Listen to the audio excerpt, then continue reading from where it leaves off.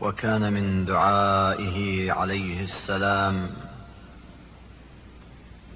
في اللجأ إلى الله تعالى: اللهم صل على محمد وآل محمد.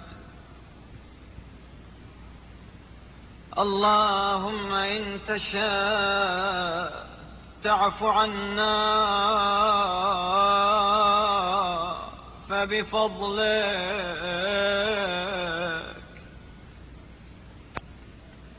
وإن تشاء تعذبنا فبعدلك، فسهل لنا عفوك بمنك، وأجرنا من عذابك بتجاوزك، فإنه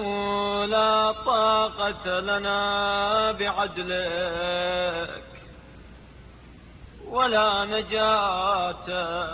لأحد منا دون عفوك. يا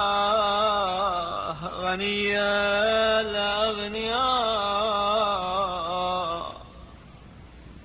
ها نحن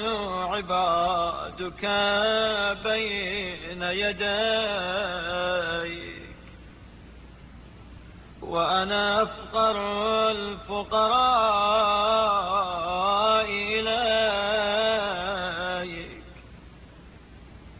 فاجبر فاقتنا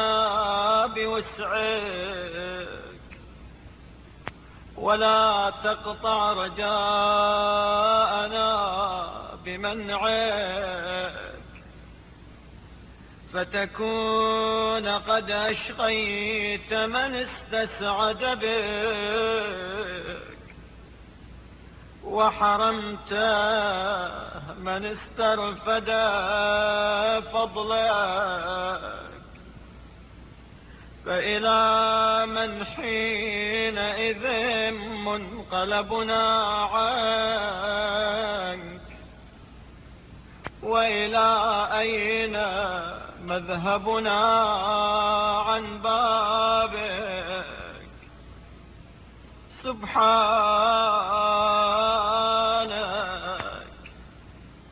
نحن المضطرون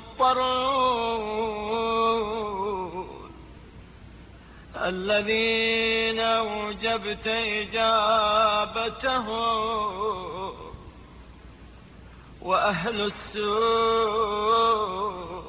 الذين وعدت الكشف عنهم،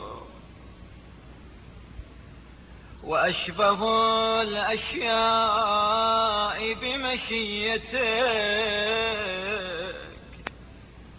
وأولى الأمور بك في عظمتك،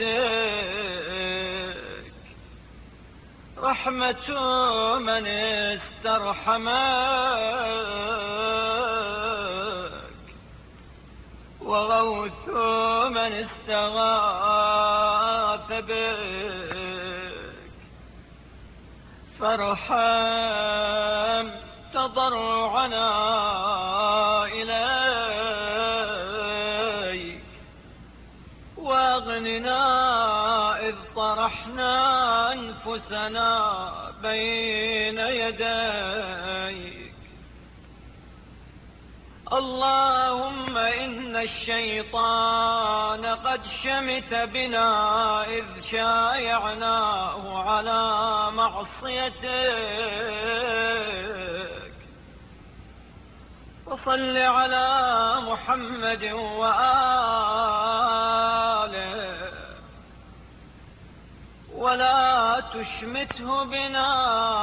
بعد تركنا إياه لك،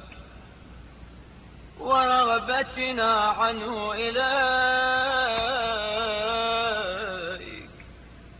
برحمتك